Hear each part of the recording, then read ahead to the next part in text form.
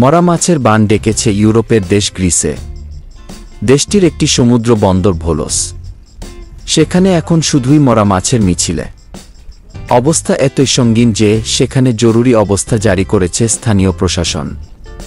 স্থানীয় বাসিন্দারা বলেছেন এতে তাদের জীবিকা হুমকির মুখে পড়তে পারে।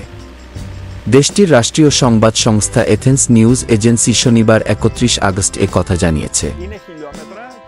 এমন আরও প্রয়োজনীয় তথ্য ও টিপস পেতে সাবস্ক্রাইব করে পাশে থাকুন। গ্রিসের জলবায়ু মন্ত্রণালয়ের নাগরিক সুরক্ষা মহাসচিব ভ্যাসিলিস পাপে জর্জিউ জারি করা মাসব্যাপী জরুরি অবস্থা ঘোষণায় বলা হয়, প্যাগাসেটিক গালফ বন্দর পরিষ্কার করার জন্য তহবিল প্রয়োজন। সেখানে উপকূল বরাবর এবং নদীগুলোতে শত শত টন মরা মাছ জমা হয়েছে। দুর্গন্ধে টিকতে পারছেন না স্থানীয় মানুষজন ও পর্যটকেরা। মরা মাছ থেকে ছড়াতে পারে মারাত্মক দূষণ, এমনটাই আশঙ্কা করছেন পরিবেশবিদেরা। মরা মাছের কারণে সমুদ্রের পানি দূষিত হতে শুরু করেছে।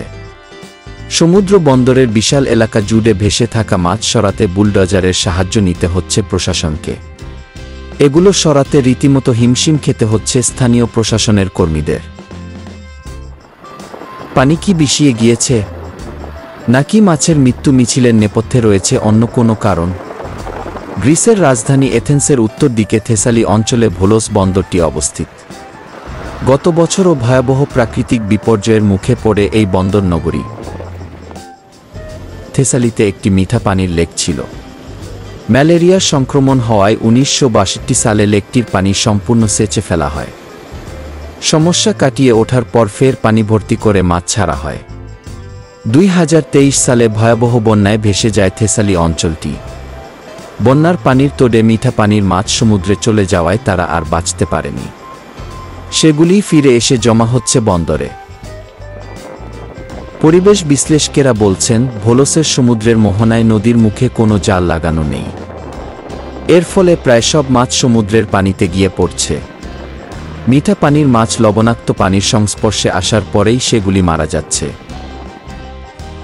ভোলোস অঞ্চলটি পর্যটন শিল্পের জন্য প্রসিদ্ধ।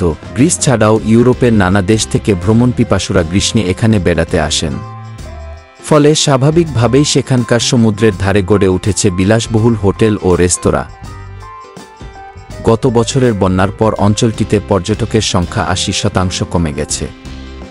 এখন মরা মাছ তাদের জন্য আরেকটি বিপদের কারণ হয়ে দাঁড়িয়েছে।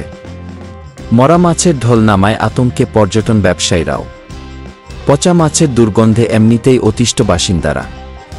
এই অবস্থা চলতে থাকলে পর্যটনে ভাটা পড়বে বলে আশঙ্কা প্রকাশ করেছেন সেখানকার পর্যটন ব্যবসায়ীদের সংগঠনগুলো।